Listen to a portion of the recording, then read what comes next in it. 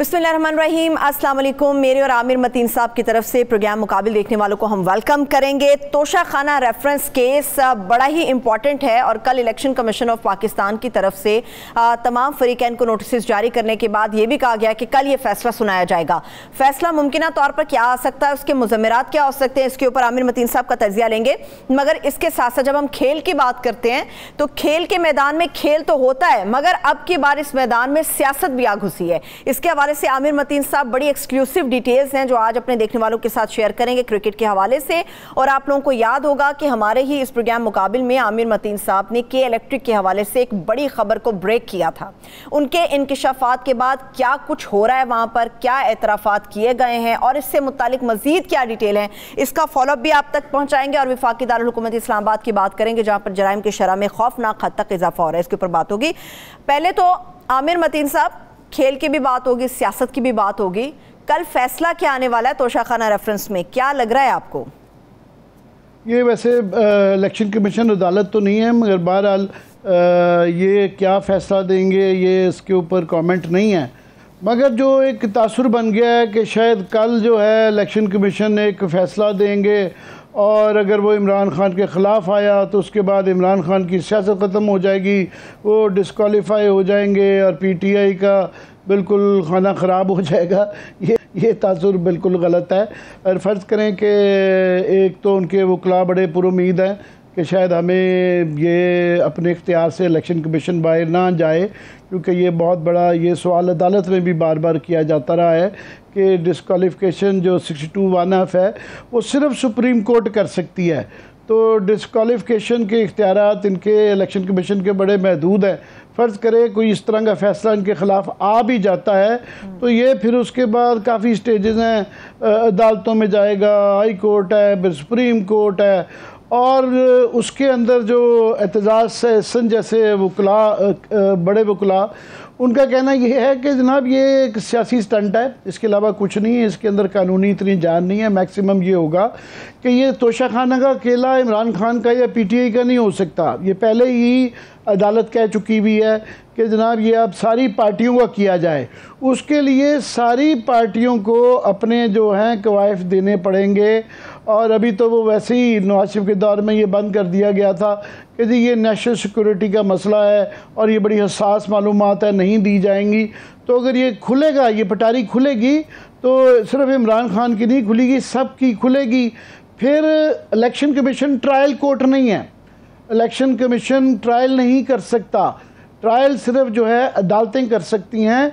तो ये ट्रायल चलेगा, ये महीनों का सालों का काम है और उसके बाद जहाँ के फैसले होंगे। और कभी इम्कान ये है कि अगर हुआ तो कोई जुर्माने हो सकते हैं, या फिर बहुत ज़्यादा हुआ तो पार्टी के ऊपर भी अगर कुछ आए तो जिस तरह पीपल्स पार्टी पार्लियामेंटेरियंस 4P वाली बन गई हुई है, 3PP वाली का वो झगड़ा हो गया था। तो कोई भी पार्टी जिसकी एक अवामी मकबूलियत हो, उसके पास एक अवामी मैंडेट हो, उसको ये छोटे मोटे फैसलों से दबाया नहीं जा सकता। नून लीग को ले लें कि फॉर एग्ज़ाम्पल नवाज शरीफ साहब डिस्क्वालीफाई फॉर लाइफ हुए में हैं, और उससे नून लीग ख़त्म नहीं हुई। पीपल्स पार्टी को जो है बैन किया गया, बीबी को और नवाज शरीफ साहब को कहा गया कि 2 टेन्योर से ज़्यादा नहीं हो सकते, भुट्टो साहब को फांसी दे दी गई, मगर उससे कोई पीपल्स पार्टी ख़त्म नहीं हुई। तो पीटीआई बहरहाल इस वक्त पाकिस्तान की सबसे बड़ी पार्टी है, वोटों के लिहाज से भी और सीटों के लिहाज से, गो के उन्होंने इस्तीफ़े दे दिए हुए हैं। तो जो भी फैसला आता है कम अज़ कम ये क़यामत नहीं है पीटीआई के लिए या इमरान खान के लिए कि ये जो तासुर आ गया कि पता नहीं कल क्या होने जा रहा है, ये क़यामत नहीं आएगी। छोटा मोटा फ़ैसला होगा जो कि सिलसिला चलता रहेगा। सही है, ठीक है, लेट्स सी कि इसके ऊपर मुमकिन तौर पे क्या फ़ैसला आता है। एनीहो आमिर साहब, क्रिकेट के हवाले से, खेल के हवाले से लोग अपनी मसरूफियात से निकल के अपने आप को सियासत से बचाने के लिए खेल का रुख करते हैं कि शायद कुछ जहन फ्रेश हो जाए, मगर जब खेल के अंदर ही सियासत आ जाए तो खबर क्या, आपके पास क्या हो रहा है वहाँ पे?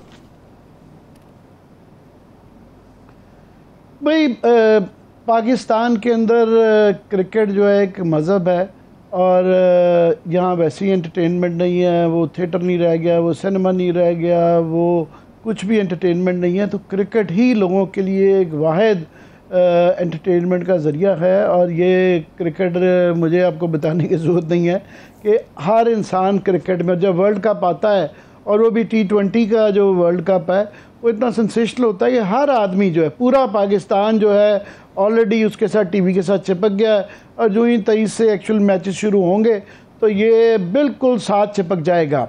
तो वर्ल्ड कप चल रहा है क्रिकेट का, मगर एक वर्ल्ड कप चल रहा है यहाँ पे सियासत का, क्रिकेट की सियासत का। और वो क्रिकेट की जो सियासत है वो PCB पाकिस्तान क्रिकेट बोर्ड की सियासत है, उसके इख्तियारात की सियासत है, उसके चेयरमैन की सियासत है कि जी वहाँ पे रमीज़ राजा साहब जो हैं वो उसके चेयरमैन हैं। और यहाँ एक तरीक़ाकार रहा हुआ है कि जो भी गवर्नमेंट आती है वो तमाम जो आइनी और टेन्योर जॉब्स होती हैं वो चाहती है कि अपने लोगों को उस पर लगाए। तो फ़ौरन कभी पेमरा का चीफ तब्दील होता है, टेन्योर पे जो भी आया, स्टेट बैंक का हो, PCB का हो, हर जगह ही होता है। तो अक्सर लोग कई दफ़ा अदालतों में जाते हैं, फिर उनको जिज किया जाता है, तंग किया जाता है। दो तरीके होते हैं, या वो रिज़ाइन कर दें या उनको जिज किए जाते हैं, उन पर मुकदमात किए जाते हैं। और ये एक सिलसिला हमेशा हर दौर में रहा है, क्रिकेट में भी ऐसा ही रहा है। पहले भी जो हैं शुरफा जो थे, फॉर एग्ज़ाम्पल शहरयार साहब इन चीज़ों में नहीं पड़े, बड़ी शराफत से साइड पे हो गए थे। मानी साहब भी चुप करके साइड पे हो गए, खैर वो तो उनकी अपनी गवर्नमेंट थी। नजम सेठी साहब वो पूरे फाइटर हैं और पूरे पावर लॉबिस्ट हैं, और वो 2 दफ़ा पहले भी बन चुके हुए हैं, और तीसरी दफ़ा भी उनकी बड़ी ख्वाहिश है। तो उसके लिए पहले जो है रमीज़ राजा साहब को हटाना बड़ा ज़रूरी है। अब रमीज़ राजा साहब में और बाकी चेयरमैनों में फ़र्क ये है कि काफ़ी अरसे बाद एक क्रिकेटर चेयरमैन आया, एक क्रिकेटर प्राइम मिनिस्टर ने क्रिकेटर चेयरमैन को लगाया, और वो ज़ाहिर है पाकिस्तान की टीम के कप्तान भी रहे हुए हैं, बड़े फिर एग्रेसिव ओपनर भी रहे हुए हैं, फिर कमेंटेटर भी रहे हुए हैं। तो उनको ग़ालिबन जो है ये जो बाकी सियासत का ना शायद इतना अंदाज़ा, ना टेम्परामेंट हो, उनका टेम्परामेंट नहीं है। प्रेस कॉन्फ्रेंस में भी आपने देखा उनसे कोई मुश्किल सवाल आ जाए तो बड़ी एग्रेसिव जवाब देते हैं। तो वो उनको आदत है कि हमारी तरह कैमरे के ऊपर बैठ के जो है ना कमेंट्री करना, कि लोगों के ऊपर वो करना। जब वो टेबल की उस साइड पे जाते हैं तो मुश्किल में पड़ जाते हैं, और वो मुश्किल में हैं। अब पूरी कोशिश हो रही है उनको हटाने की, कि उनको बार बार बुलाया भी जा रहा है और उनसे सवालात भी पूछे जा रहे हैं, और देखना ये है कि वो रिज़ाइन करते हैं आखिर में जिच होके, या वो फाइट करते हैं। और इसका क्या, ये जो लड़ाई PCB की है, ये सबसे बुरी बात ये है कि उस वक्त हो रही है जबकि क्रिकेट का वर्ल्ड कप हो रहा है। इस वक्त कोई पाकिस्तानी जो है ये नहीं सुनना चाहता कि इस वक्त ये लड़ाई जो करनी होगी ये बाद में कर ली जाए तो ज़्यादा बेहतर है, क्योंकि वो ये अफोर्ड नहीं की जा सकती। इस लड़ाई का क्रिकेट की टीम के मोराल पे भी फ़र्क पड़ता है। उनको भी पता चलता है कि जनाब उनको अगर बॉस उनके तब्दील हो रहे हैं, गवर्निंग बॉडी तब्दील हो रही है, कोच तब्दील हो जाते हैं, उससे सिलेक्टर तब्दील हो जाते हैं, कप्तान तब्दील हो जाते हैं। तो ये इस वक्त ये सियासत नहीं होनी चाहिए, मगर ये हो रही है। और लोगों को ये एक मेरा ख्याल एक इससे आप कह सकते हैं जग हसाई भी होगी, कि दुनिया भर में हमारा मजाक भी उड़ाया जाएगा कि जनाब ये इनकी क्रिकेट की सियासत, हम पहले ही बड़े बदनाम हैं बॉल टेम्परिंग के लिए भी, रिश्वत साजी के लिए भी, और इस तरह की सियासत के लिए हर दौर में हमारे यहाँ ये रूल्स ऑफ द गेम जैसे सियासत के सेट नहीं होते तो क्रिकेट के भी नहीं सेट होते। तो उसमें आगे मज़ीद ये है कि अगर रमीज़ राजा साहब को हटाया जाएगा तो फिर किसको लगाया जाएगा, ये एक सबसे बड़ा सवाल है। तो एक कैंडिडेट तो of course ever green Najam Sethi साहब है, उन्होंने ज़िंदगी में कभी बल्ले को हाथ नहीं लगाया, मगर वो इसका जो है ना तीसरी दफ़ा भी नवाज शरीफ साहब प्राइम मिनिस्टर बने थे, वो तीसरी दफ़ा PCB का चेयरमैन भी बनना चाहें शायद, और एक पूरी लॉबी उनके लिए काम कर रही है।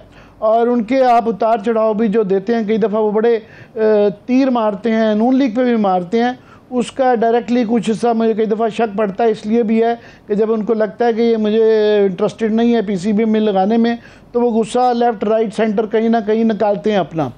और पीपल्स पार्टी की ख्वाहिश है कि उनका PCB का आए चेयरमैन, और ज़का अशरफ साहब का नाम लिया जा रहा है कि उनके लिए या एक आधा और कैंडिडेट भी है, तो वहाँ पे रूलिंग कोलिशन के अंदर भी ये एक फ़ाइट चल रही है। वहाँ भी एक सियासत चल रही है कि अगर फ़र्ज़ करें रमीज़ राजा साहब हटा लिए जाते हैं तो फिर जो कौन आएगा उनकी जगह पे, उसके लिए भी एक लड़ाई अपनी जगह है।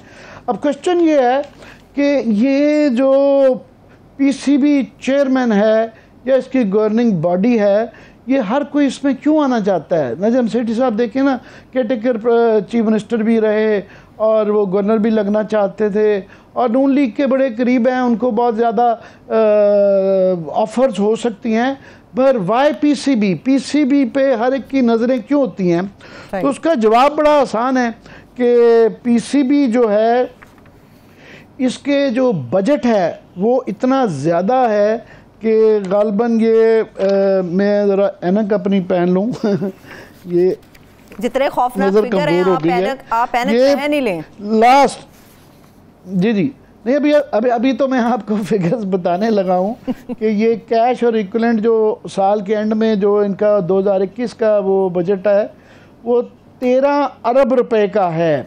20 में भी 13 अरब रुपए का था। उसमें फॉर एग्ज़ाम्पल सरप्लस जो है वो 2020 के अंदर वो 4 अरब था। वैसे वो 2021 में चूँकि ये कोविड वगैरह की वजह से शायद 75 करोड़ पे आ गया, तो इस फिगर दोबारा क्रिकेट शुरू होगी तो शायद ज़्यादा आ जाएं। पर उसके अंदर जो है जो पीसीबी के इख्तियारात हैं, अरबों रुपए की इन्वेस्टमेंट होती है, अरबों रुपए के फैसले होते हैं, प्रमोशंस होती है, टूर होते हैं, ख़ानदान के टूर होते हैं, स्पाउसेस के टूर होते हैं, 5 स्टार होटल लिविंग होती है, फर्स्ट क्लास ट्रैवलिंग होती है, बड़ी बड़ी गाड़ियाँ होती हैं। और वो गाड़ियों की और उनकी तफसीलात ये थोड़ी सी टिकर पे चल रही हैं तो ये ज़रूर बताएंगे। मगर वापस मैं आना चाहूँगा कि रमीज़ राजा पे ख़ास तौर पे शायद वो क्योंकि क्रिकेटर रहे हैं और पाकिस्तान टीम के कैप्टन भी रहे हैं, कमेंटेटर भी रहे हैं, तो वो उन पे थोड़ा सा ज़्यादा गुस्सा क्यों है? बहरहाल वो अगर प्रोड्यूसर साहब दिखा सकें वो विजुअल्स कि एक यहाँ जो पीएसएल की तकरीब हुई थी बड़ी ज़बरदस्त किस्म की, उसका उद्घाटन इनाग्रेशन जो है वो रमीज़ राजा साहब ने किया था। इट्स ऑब्वियस आमिर साहब, जब एक्सपेक्टेशंस बहुत ज़्यादा हाई हो तो फिर गुस्सा भी तो बहुत ज़्यादा होगा। जी नहीं, यहाँ पे ये जो है ना, ये अभी विजुअल मिस्टर प्राइम मिनिस्टर वो जो इंट्रोडक्शन की गई थी, और ज़ाहिर है उनका वो दोनों वर्ल्ड कप 92 में इकट्ठे थे, उनका एक ज़ाती ताल्लुक भी था। तो प्राइम मिनिस्टर इमरान खान से, साबिक वज़ीर आज़म से उनके बहुत ताल्लुकात है, और वो ज़ाहिर है उन्होंने उनको being a cricketer, one cricketer to another, वो बहुत ज़्यादा इनाग्रेशन भी करवाया गया, तो वो ज़ाहिर है वो हज़म नहीं होता और उसकी वजह से ज़्यादा गुस्सा भी है। तो उसमें पीसीबी के जो पर्क्स एंड प्रिविलेजेस का भी एक क्वेश्चन आ जाता है इसमें। एक कुछ सीरियस मामला ये नहीं है कि सिर्फ उनको टारगेट किया जा रहा है, उसमें रमीज़ राजा साहब का भी थोड़ा सा कसूर है और पीसीबी के मतलब भी बहुत सारे सवाल हैं। ये कई सालों से ये सिलसिला जारी है कि ये इनके 10-10, 12-12, 13-13 अरब रुपए का बजट है, मगर ये कोई अपने आप को सुपरा बॉडी समझते हैं। ये फॉर एग्ज़ाम्पल ये अपना गवर्नमेंट ऑफ पाकिस्तान से ऑडिटर जनरल से ऑडिट नहीं करवाते। क्यों? और ये अपना एक ऑडिट करते हैं और इंटरनल ऑडिट अपना एक होता है जिसके मतलब अभी ये भी शक रहता है कि बोर्ड के एक आधा मेंबर है जो कि ऑडिटर से वो मुंसलिक भी है। और फिर जो है इनके जो खर्चों की मैं आपको थोड़ी सी तफसील बताना चाहूँगा कि इनके जो प्रिविलेजेस हैं, जो गाड़ियों के, ये थोड़े से टिकर भी चल रहे होंगे, आप देख रहे होंगे कि मुख्तलिफ लोगों के, बहरहाल यहाँ पे क्योंकि पहले नजम सेठी साहब रहे, फिर शहरयार खान रहे, फिर नजम सेठी साहब आए, फिर एहसान मानी आए, फिर रमीज़ राजा आए, तो कुछ ने ज़्यादा खर्चे किए, कुछ ने बहुत ज़्यादा किए, कुछ ने दरमियाने किए और कुछ ने बहुत कम किए। ये मैं वैसे क्रेडिट ज़रूर दूंगा कि रमीज़ राजा, वैसे उनका टेन्योर अभी पूरा नहीं हुआ, थोड़ा है, मगर उनके खर्चे इतने ज़्यादा नहीं हैं। उसके अंदर एक म्याना रवि नज़र आती है। फॉर एग्ज़ाम्पल जो एक छोटी सी चीज़ है कहने को, यूटिलिटीज़ एंड मोबाइल फ़ोन का बिल जो है वो जो है वो आप देखें कि 12 लाख रुपए का जो है ना वो शहरयार साहब का है। उसके बाद जो है 30 लाख रुपया मोबाइल फ़ोन का जो है ना बिल वो नजम साहब का है। उसके बाद इनका जो है वो थोड़ा है, सिर्फ 3 लाख रुपए है, मगर थोड़ा टेन्योर है, ये भी कहा जा सकता है। उस तरह ही व्हीकल अलाउंस हैं, वो बड़े खौफनाक हैं। नजम सेठी साहब के फॉर एग्ज़ाम्पल व्हीकल अलाउंस के अंदर की मद में उन्होंने सेकंड टर्नओवर के अंदर आप देखें 36 लाख रुपया ये अलाउंस के अंदर लिया है जो उसकी तरफ, और उसके बाद जो एक अपनी गाड़ी है उसका अलाउंस के लिए भी जो है वो 95 जो है, मैं गलत नहीं कर रहा, 95 लाख रुपया।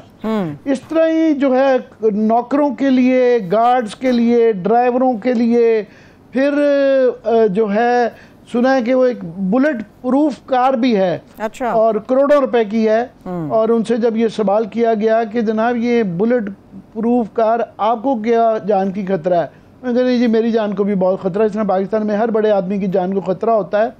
तो उनसे ये सवाल किया गया कि जनाब अगर पीसीबी का चेयरमैन बुलेट प्रूफ कार में जाता है तो जिन टीमों को हम यहाँ बुलाते हैं और ये कहते हैं कि पाकिस्तान के बड़े अच्छे हालात हैं, यहाँ कोई ख़तरा नहीं है, तो फिर उनको आप क्या जवाब देंगे? वो कहेंगे जनाब आपका तो चेयरमैन जो है वो बुलेट प्रूफ कार के अंदर फिरता है। तो एक बड़ा मज़ा खेज़ है और वो अलाउ नहीं करते हैं किसी किस्म का उनसे वो अभी जवाब मांगा जाए।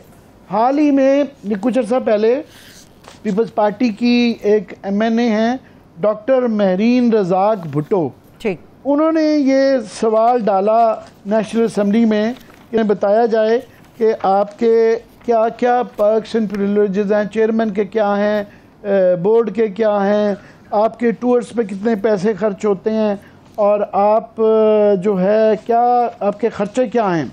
तो उस पर 2-3 दफ़ा उन्होंने ये सवाल डालने की कोशिश, हर दफ़ा से वहाँ पे एक जो है ना यूँ करके बंद कर। उन्होंने कहा जनाब जवाब बड़ा मज़ेदार है, मज़े का खेज़ है मैं कहूँगा। उन्होंने कहा कि हम किसी को बताने के, हम आपको बताने के लिए हमारे पे लाजिम नहीं है कि आप कुछ भी जवाब दें। हम एक ना गवर्नमेंट से कुछ लेते हैं ना देते हैं, ना लेते हैं कुछ नहीं, ना प्रोविंशियल गवर्नमेंट से ना सेंट्रल गवर्नमेंट से, और हम जो है कोई डोनेशन नहीं लेते, कोई ग्रांट नहीं लेते। तो हम बस इंडिपेंडेंट एक एंटिटी हैं और हम जो है अगर आप बहुत इसरार करके कुछ हमारा ऑडिट देखना चाह रहे हैं तो आप इन कैमरा या हमारे दफ्तर आ जाएं, आपको दिखा देंगे, मगर हम आपको कुछ कागजात यहाँ सबमिट नहीं करवाएंगे। अच्छा। और उसके अंदर मज़ीद मज़ा खेज़ बात ये थी कि ये उन्होंने कहा जी 2015 में जवाब, ये जो ऑफिशियल जवाब उनको दिया गया 2015 में एक दफ़ा 2015 में गालबन नजम सेठी साहब थे, तो उसमें जी नजम सेठी साहब के उन्होंने कुछ इन्फॉर्मेशन शेयर की थी, तो उसको जो मीडिया ने बहुत उछाला, उसको स्कैंडलाइज किया, सेंसेशनलाइज किया। तो हमारा तजर्बा बड़ा ख़राब रहा है कि हम नहीं चाहते कि कोई इन्फॉर्मेशन जो है इसको हम आपको बताएं और आपसे बाहर जाए। अब याद रहे कि नजम सेठी साहब का क्लेम है कि वो उनका भी ताल्लुक मीडिया से है, हालांकि वो पॉलिटिकल प्लेयर ज़्यादा हैं और लॉबिस्ट ज़्यादा हैं जितना कि मीडिया है, मगर बहरहाल टीवी पे आते हैं और एक अपना मैगज़ीन भी चलाते हैं। तो उनको जो है उनके दौर में ये जो है कि मतलब ये कहा गया कि जी ये नहीं, हमने नहीं देना। अब ये लार्जर क्वेश्चन आता है कि आप एक अरबों रुपए का एक चीज़ है, एक अदारा है जिसके अरबों रुपए का बजट है, 13 अरब रुपए का भी मौजूदा 2021 का बजट है, और वो इनकार करे कि जी हम अपना प्राइवेट इंटरनल बस वो कर लेंगे। आप हमें नेशनल असम्बली नहीं पूछ सकती, यानी पार्लियामेंट नहीं पूछ सकती, ऑडिटर जनरल ऑफ पाकिस्तान नहीं पूछ सकता, उसके बाद हमें कोई पाकिस्तान का इदारा हाथ नहीं लगा सकता, क्योंकि हम हैं, हम PCB हैं। तो उसका हमने एक साबिक auditor general of Pakistan Tahir Mahmood साहब से रब्ता किया, उनसे पूछा कि कानूनी पोजीशन क्या है। तो उन्होंने हमें कहा, बड़े हंसे वो, कि जनाब ये क्या किस किस्म की ये बातें कर रहे हैं कि ये इसके पेटर्न इन चीफ जो हैं वो प्राइम मिनिस्टर ऑफ पाकिस्तान हैं, शहबाज शरीफ साहब हैं आजकल। उसके बाद ये स्पोर्ट्स मिनिस्ट्री के अंडर आता है। फिर इसका जो कानून जो बनाया गया जिसको वो हवाला भी दे रहे हैं, ज़ाहिर है वो गवर्नमेंट ने बनाया, और इसको जो शुरू किया, ये जो गजावी स्टेडियम जहाँ इनका हेडक्वार्टर है, ये कोई अपने पल्ले से तो नहीं बनाया। तो ये बहरहाल कोई भी चीज़, कोई भी इदारा, वो तमाम इदारे जो हैं वो ऑडिटर जनरल के अंडर हैं और वो स्पोर्ट्स मिनिस्ट्री के भी अंडर हैं, जवाबदेह हैं। और पार्लियामेंट एक सुप्रीम इदारा है, पार्लियामेंट को के इख्तियारात जो हैं वो, क्योंकि पार्लियामेंट ने थोड़ा सा अपने आप को खुद इरेलेवेंट कर लिया है, उनको जवाब देना हर एक के लिए लाजमी है। और ये मज़ा खेज़ बात है कि जिस तरह तोशा खाना के मतलब कहा गया कि जी ये कौमी राज है, उनका ये सेंसिटिव इंफॉर्मेशन है जो कि हम आपको नहीं दे सकते। अब तोशा खाना का सुनते थे कि वो बड़ी सेंसिटिव इंफॉर्मेशन है, अब क्रिकेट की इंफॉर्मेशन भी जो है ना वो भी सेंसिटिव उसमें और हसास उसके अंदर आ गई है। तो ये जो है इसका बुनियादी लीगल पोजीशन ये है कि ये बहरहाल दायरा इख्तियार में आते हैं और इनको ऑडिट करना। तो वो ये मसले, मगर ये मसले चल रहे हैं काफ़ी सालों से, मगर क्योंकि रबीज़ राजा साहब इस वक्त तोप के धाने के आगे हैं, टारगेट वो हैं, तो वो उनको फिर बुलाया जाता है। और क्योंकि जिस तरह वो मैंने कहा ना ओपनिंग बैट्समैन है, उनका टेम्परामेंट भी नहीं है, उनसे वो बड़ी जल्दी जो है लास्ट मीटिंग में भी जो बुलाए गए थे तो वो कोई उसका इतना अच्छा नतीजा नहीं निकला। तो अब ये है कि उन्होंने इज़्ज़त बचानी है कि फ़ाइट करनी है, ये उनकी चॉइस है। तो आपने गालिबन वक्फा लेना है या कोई मज़ीद सवाल हो आपका तो मैं बताने के लिए तैयार हूँ। ठीक है, मैं एक ही सवाल में दो मुख्तलिफ एंगल आपके सामने आमिर साहब रख देती हूँ। एक तो ये जिस तरह से आपने बताया अरबों का बजट है इनका, बड़ी एक्सक्लूसिव डिटेल्स हैं जो हमारे साथ साथ विजुअल्स की शक्ल में चल रही हैं, व्हीकल अलाउंस और दीगर अलाउंसेस चल रहे हैं। पाकिस्तान क्रिकेट बोर्ड का चेयरमैन तनख्वाह कितनी लेता, क्या इसके बारे में है? क्योंकि अरकान पार्लियामेंट के बारे में भी हमें सब पता होता है, उनके पास कितने हैं, प्रिविलेजेस क्या लेते हैं, पार्लियामेंट सेशन अटेंडिंग का कितना उनको पे किया जाता है, उनकी सैलरी कितनी होती है, प्राइम मिनिस्टर की सैलरी कितनी होती है, इमरान खान साहब भी ये बता चुके हैं। इनकी सैलरी कितनी होती है ये बताएं। ये बहुत अच्छा क्वेश्चन किया है। एग्जैक्टली जो नेशनल असम्बली में सवाल किया गया था वो यही था कि इनकी सैलरीज कितनी हैं, इनके पर्क्स एंड प्रिविलेजेस कितने हैं। इन्होंने अपनी वेबसाइट पे अपने एक्सपेंसेस और ख़र्चे और प्रॉफिट जो है वो शेयर ज़रूर किए गए हैं, मगर उसकी क्रेडिबिलिटी इंटेग्रिटी जो है वो, क्योंकि प्राइवेट ऑडिट है, वो उसकी नहीं है गवर्नमेंट की जब तक खुद ना हो। ये बहरहाल सबॉर्डिनेट लॉ के तहत बनाया गया एक अदारा है और ये सबॉर्डिनेट है to the government of Pakistan, to the auditor general of Pakistan, to the exchequer of Pakistan. तो ये बिल्कुल इसके मतलब यही बातें एग्जैक्टली पूछी गई हैं और लड़ाई की वजह भी यही बनी हुई है। और उनका इतराज़, मेरी बात हुई डॉक्टर रज़ाक से, डॉक्टर महरीन रज़ाक से, MNA हैं ये सिंध से, तो उनका ये कहना था कि जनाब ये यहाँ पे इनको एक साबका चेयरमैन थे जो कि अपना कॉन्ट्रैक्ट पूरे किए बगैर एकदम चले गए। तो वो कॉन्ट्रैक्ट का होता है कि आप जब वक्त से पहले चले जाएं तो उसका कुछ जुर्माना भी होता है। 35 लाख रुपया वो गालबन बता रही थी कि करीब ये एक रकम थी। तो वो अकाउंटेबल होना ज़रूरी है जब मैसिव अलाउंसेस हों। और स्पाउसेस जो हैं भी कुछ लोग लेके जाते हैं, कुछ अपने खर्चे से भी वैसे लेके जाते हैं, मगर कुछ लोग बड़े मशहूर हैं कि ये तो वो डिक्लेयर्ड पैसे हैं। जो ऑडिट होगा तो हमें पता चलेगा कि नज़र आते हैं कई लोग फिर लंदन में और ऑस्ट्रेलिया में फैमिलीज़ के साथ पार्टी करते हुए, कई दफ़ा वो कागज़ों में नहीं होते। ये सिर्फ ऑडिट के बाद पता चल रहा है कि चल सकता है कि जनाब ये किस तरीके से ये हो रहा है। तो उसके साथ ये ज़ाहिर है एक इख्तियारात इतने ज़्यादा हैं कि पाकिस्तान की सारी सिर्फ PCB को नहीं रन करते, ज़ाहिर है PSL को भी रन करते हैं। उसके अंदर भी लाइसेंसेस देने में और जुर्माने करने में, कॉन्ट्रैक्ट रिन्यू करने में, फिर जो है ये इसके एयर राइट्स टेलीविज़न को बेचने के वो अरबों रुपए के ठेके होते हैं। और भी जो है इनकी इन्वेस्टमेंट्स होती हैं बैंकों के अंदर, वो इधर से इधर करके एक बैंक से दूसरी जगह, ये इस तरह की इन्वेस्टमेंट्स के अंदर जो है वो आप कोई कट अगर लेना चाहे तो वो अरबों रुपए में भी हो सकता है, करोड़ों रुपए में भी हो सकता है। वी डोंट नो, हम किसी पे इल्ज़ाम नहीं लगा रहे, मगर ये सारी चीज़ों का ये बिल्कुल हम इस चीज़ की मुखालफत करते हैं कि ये एक बहरहाल प्रोफेशनल एक PCB एक इदारा है। और क्रिकेट जो है बहुत महबूब खेल है पाकिस्तान का। हॉकी तो अब रही नहीं है, तो क्रिकेट ही क्रिकेट है। Cricket is not just a game, it's a way of life in Pakistan. हर आदमी इसके अंदर इंटरेस्टेड है। इसके अंदर सियासत नहीं आनी चाहिए, मगर बदकिस्मती से सियासत आ गई है और उसमें थोड़ा सा कसूर PCB का है और वो कई सालों से चल रहा है। मगर इस वक्त क्योंकि आइडिया रमीज़ राजा को हटाना है तो इस वक्त जो है ना वो नाली की बंदूक की नाली के आगे रमीज़ राजा साहब हैं। सो ये मेरी सिर्फ दरख्वास्त ये होगी कि ये लड़ाई लड़ ली जाए, ये ऑडिट भी करवाया जाए, बिल्कुल होना चाहिए।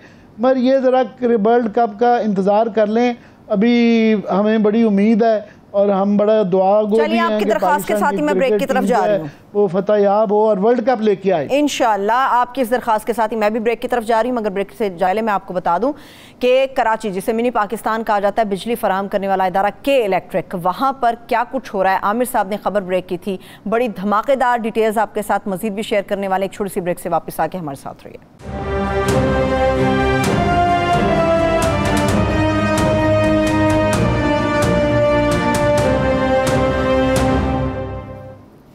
ब्रेक के बाद एक बार फिर से प्रोग्राम में हम आपको खुश आमदेद कहेंगे कि इलेक्ट्रिक के हवाले से बड़ा धुएंधार किस्म का फॉलोअप आपके साथ शेयर करने वाले। मगर उससे पहले मैं तारुफ करा दूं, मारूफ बिजनेसमैन शख्सियत है अकील करीम डेडी साहब, उन्होंने हमें ज्वाइन किया। सर आपके वक्त का बेहद शुक्रिया। ओवर टू यू आमिर साहब। जी मैं एक पहले तौसीक कर दूं पीसीबी के हवाले से। मैंने कहा कि आपने पूछा चेयरमैन की तनख्वाह, तो रमीज़ राजा साहब ने लिख के दिया हुआ है कि वो तनख्वाह नहीं लेते और शायद गालबन, मगर ये पर्क्स एंड प्रिविलेजेस तमाम चेयरमैन हजरात इतने ज़्यादा बड़े लेते रहे हैं कि अगर कोई तनख्वाह नहीं भी लेता तो वो ही बहुत ज़्यादा करोड़ों में, मैंने बताया ना, वो चले जाते हैं। तो तनख्वाह कोई बेवकूफ़ ही होगा जब लेगा, जब 13 अरब रुपए के फ़ंड के ऊपर बैठा हुआ है तो बड़े आराम से ये कहा जाता है कि जनाब वो मैं कोई तनख्वाह नहीं लेता। तो मैंने कहा अपनी आपकी कम से कम फैक्चुअली जो है ना तौसीक कर लूँ। अब आते हैं, मैं अकील करीम डैडी साहब से बिल्कुल उनसे ज़्यादा अथॉरिटी स्टॉक एक्सचेंज पे कोई नहीं है और डंके की चोट पे बात करते हैं, तो बिल्कुल उनकी तरफ आता हूँ। मैं सिर्फ नाजरीन को थोड़ा सा बता दूँ कि इसका बैकग्राउंड क्या है, फिर इसके लिए रहनुमाई हम लेंगे अकील करीम डैडी साहब से कि हमें समझाएं कि हुआ क्या है। के इलेक्ट्रिक जो है, ये हमने इसकी स्टोरी यहाँ पे ब्रेक की थी कि ये इसके उस शेयर्स को बेच दिया गया है और ये कंपनी की जो कंट्रोलिंग शेयर्स के ऊपर भी एक क्वेश्चन है। फिर ये के इलेक्ट्रिक बहुत, मगर वहाँ से डिनायल आया, उन्होंने यूँ बड़ी मुबम सी जो है के इलेक्ट्रिक ने उसके बाद एक प्रेस रिलीज़ दी, जबकि के इलेक्ट्रिक का ख्याल रहे कि ये 2 करोड़ 20 लाख इनके जो हैं सार्फिन हैं और ये कौमी स्ट्रेटेजिक असासा है। और उसके बाद इसकी जो मालियत है वो मुख्तलिफ औकात में जो वैल्यू लगाई जाती रही है वो $1.5 बिलियन से लेके $2.3 बिलियन तक रही। और अब जो है कई ने इलेक्ट्रिक ने घुटने टेक दिए हैं गालबन, क्योंकि मीडिया में ये हमारे जैसे लोगों ने शोर मचाया है और शेयर होल्डर्स ने शोर मचाया है और स्टॉक एक्सचेंज ने शोर मचाया है और गालबन करीम डैडी साहब जैसे लोगों ने भी इसके ऊपर तशवीश का इजहार किया होगा। तो अब उन्होंने इकरार करना शुरू कर दिया है कि जी हाँ, पहला जो इकरार उन्होंने किया है कि जी उन्होंने कहा जी हमने बिल्कुल IGFC एक पहले कंपनी थी जो कि उसके मेजर शेयर्स अबराज के पास थे। अबराज से मुराद आरिफ नकवी साहब हैं जो कि याद रहे बड़े कंट्रोवर्शियल हैं। ये इमरान खान साहब फॉरेन फंडिंग केस में वाले से वो भी हैं, उनके ताने बाने पिछली हुकूमतों के साथ भी रहे हैं, हर हुकूमत के साथ उनका ताल्लुक रहा है। तो इसलिए ये और बड़ी कंट्रोवर्शियल सारा ये सेल जो है मज़ीद कंट्रोवर्शियल हो जाती है। तो उन्होंने कहा जी हमने एक ऑफशोर ब्रिटिश आइलैंड की कंपनी है, उसका नाम है सेज वेंचर ग्रुप, जो कि मज़ीद जो है आगे मलकियत है एशिया पाक इन्वेस्टमेंट कंपनी। अब ये जो है बड़ी रिसेंटली जो है बनाई गई है, इनकॉर्पोरेट की गई है ऑफशोर कंपनी। हम पैनमा के डसे हुए हैं, हम ऑफशोर कंपनियों के डसे हुए हैं यहाँ पे, और हम वैसे ही डर जाते हैं जब ये शेल कंपनियाँ बनती हैं और उसके ज़रिए ये ट्रांसफ़र होती है तो वैसे ही मशकूक हो जाती है, डूबियस हो जाती है। तो उन्होंने कहा जी हमने ना बिल्कुल वहाँ पे जो है ना उसने इस कंपनी को अब डिस्क्लोजर कर रहे हैं, पहले नहीं किया, जो ये मीडिया में आने के बाद किया है कि IGFC के जो मेजॉरिटी शेयर हैं वो इस ग्रुप को बेच दिए गए हैं। मगर वो बार बार इसरार कर रहे हैं कि हमने के इलेक्ट्रिक की मैनेजमेंट कंट्रोलिंग शेयर नहीं किया। तो मैं जो आगे जाके जो मज़ीद सवाल पहला करूँगा वो हमें समझाएंगे अकील करीम डैडी साहब कि जब ये आपकी मेजर कंपनी जिसके पास ये कंट्रोल है उसके डायरेक्टर बदल दिए, उसके कंट्रोलिंग शेयर बेच दिए हैं, तो वो क्या आसानी से इसकी मैनेजमेंट भी तब्दील नहीं हो सकती? ये एक सवाल मैं भूल जाऊं तो सरवत आपने मुझे याद करवाया ना क्रीम डैडी से। मैं क्विकली एक दो चीज़ें और बता दूं कि उसके बाद जो है ये शोर तो ये मचा, तो एक ये वाला सवाल आ जाता है। मगर आरिफ नकवी साहब, उनका ये है कि उनकी लिक्विडेशन जारी है, वो लंदन में जेल में बैठे हुए हैं, वो मकरूज भी हैं और वहाँ पे अमेरिकन गवर्नमेंट जो है उनको मतलूब भी हैं और उनके ऊपर फ्रॉड का केस है। तो ये वो भी एक सिलसिला है। दूसरा इसके ऊपर सवाल आ जाता है, सबसे बड़ा सवाल जो कि मैं क्रीम डैडी साहब से चाहता हूँ कि मुझे उसका बैकग्राउंड समझाएं, कि ये शक पड़ता है कि कहीं बहुत ऊपर से हुआ, इतनी बड़ी छोटी डील जो है बिलियंस ऑफ डॉलर्स की आसानी से नहीं हो सकती। मगर ये कितने पैसे में बिकी, ये सवाल है। किस तरीके से बिकी, किसने खरीदी और इतनी उजरत में ये कंपनी बनाई गई और पाकिस्तान का इकॉनमी सासा हो गया। तो प्लीज़ डैडी साहब हमें समझाएं कि ये क्या हुआ है और इसका क्या बैकग्राउंड है और शेयर होल्डर्स का और स्टॉक एक्सचेंज पे इसका क्या असर पड़ता है। मैं आपको बताता हूँ, ये डील जो आप बात कर रहे हैं, ये डील हो रही है, हो चुकी है या हो रही, ठीक है ना। और उसके पीछे जो बैकग्राउंड में बंदा है उसका नाम है शहरियार चिश्ती साहब। ये ऑलरेडी पाकिस्तान में हबीबुल्लाह कोस्टल कंपनी ये खरीद चुके हैं, ठीक है। और ये अभी तक उसी का नाम आ रहा है। लिक्विडेशन बोर्ड अपॉइंट हुआ था, उस लिक्विडेशन बोर्ड से उन्होंने कोई डील बनाई है, डील कंप्लीट हुई है नहीं हुई उसके बारे में हम नहीं कह सकते। लेकिन मुझे सिर्फ एक चीज समझ में आ रही है कि एक्चुअल इसके पार्टनर कौन कौन थे। इसका पार्टनर था आपका अल जमाया, जो साना सरी साहब उसको लीड करते हैं। एक दूसरा पार्टनर था आरिफ अबराज और उनके फंड के थ्रू वो इन्वेस्टमेंट थी। तो वो फंड, जारी बात है कि वो इन्वेस्टमेंट अपनी जगह खरीदी है। उन्होंने सिंगाई इलेक्ट्रिक की डील की थी, वो किसी सूरत में वो डील कंप्लीट नहीं हुई और वो डील उस जमाने में भी थी और बहुत अच्छी वैल्यू पे डील भी थी कि इलेक्ट्रिक में इन्वेस्टमेंट किए 2004-2005 के दौरान 60 रुपए के डॉलर पे इन्होंने इन्वेस्टमेंट की थी। इसके बाद उन्होंने 2012 में कुछ शेयर होल्डिंग बेची थी, वो पैसे अभी तक बैंकों में पड़े, वो पैसे वापस दे के जा नहीं सके। इसके अलावा फिर उन्होंने एक कंपनी है बाइको के भी शेयर लिक्विडेशन बोर्ड तो पहले नहीं था, पहले स्पॉन्सर्स ने बेचे थे। स्पॉन्सर का जो पार्टनर था उन्होंने ये शेयर बेचे थे, वो भी पैसे मेरे ख्याल से बैंक के अंदर पड़े 12 से 13 अरब रुपए, वो भी अभी तक वापस पाकिस्तान से गए नहीं है। और अब उनको ये अंदाजा हो गया है कि भाई ये शेयर अगर हम महंगा भी बेच देंगे ना तो पैसे तो हम लेके नहीं जा सकते। तो उनका ये ख्याल है कि जिससे भी हम डील करेंगे वो पाकिस्तान के बाहर हमसे डील कर रहे हैं और ये डील जो हो रही है ओने पोने, और ये कंट्रोलिंग तो शेयर होल्डिंग नहीं हो सकती। ये हो सकता है मैक्सिमम 30% होंगे या 33 इन बिटवीन हो।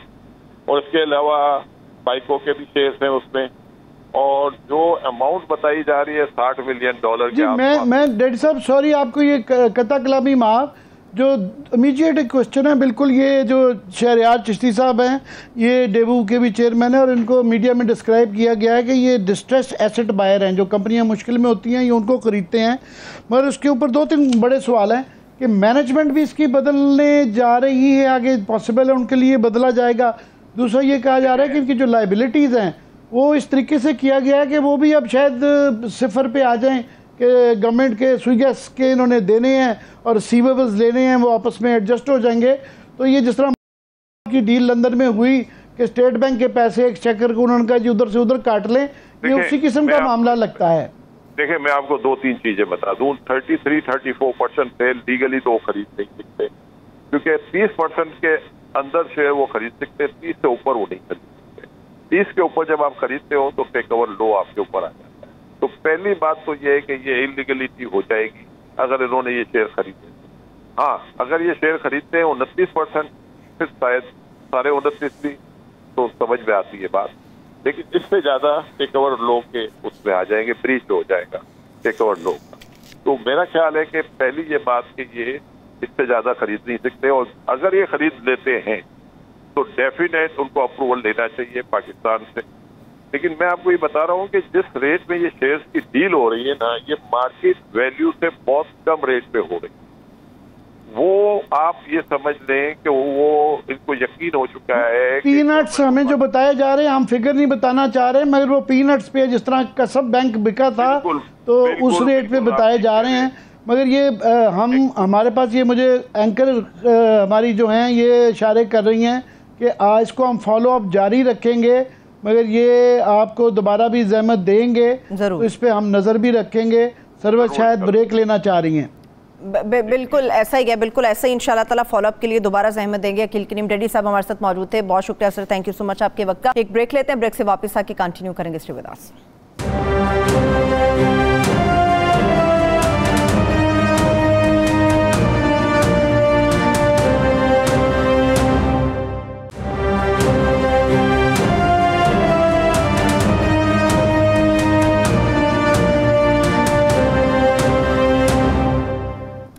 ब्रेक के बाद एक बार फिर से प्रोग्राम में हम आपको खुश आमदेद कहेंगे। अब कुछ बात करेंगे वफाकी दारुल हुकूमत के हवाले से। चंद किलोमीटर के ऊपर मुहित ये शहर है, वफाकी दारुल हुकूमत है, जिसके अंदर मुसलसल एक चेक रखा जाता है बहुत सारे मामलात के ऊपर।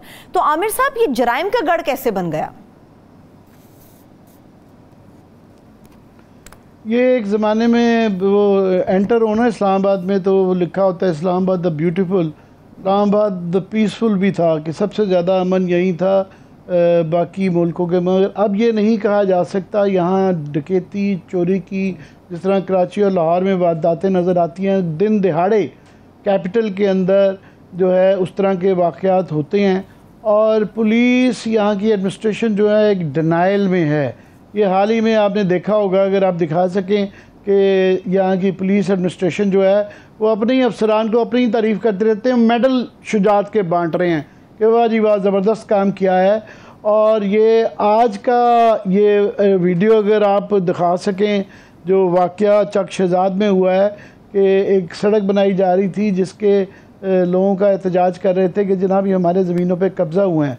वहाँ पे एक गाड़ी वाला आए हैं कुछ अफराद, और उन्होंने वहाँ पे पुलिस की भारी नफरी मौजूद है, उन्होंने बंदूकें चलाई हैं। ये वीडियो अगर प्रोड्यूसर साहब दिखा सकें इस वक्त, तो वो फायरिंग कर रहे हैं।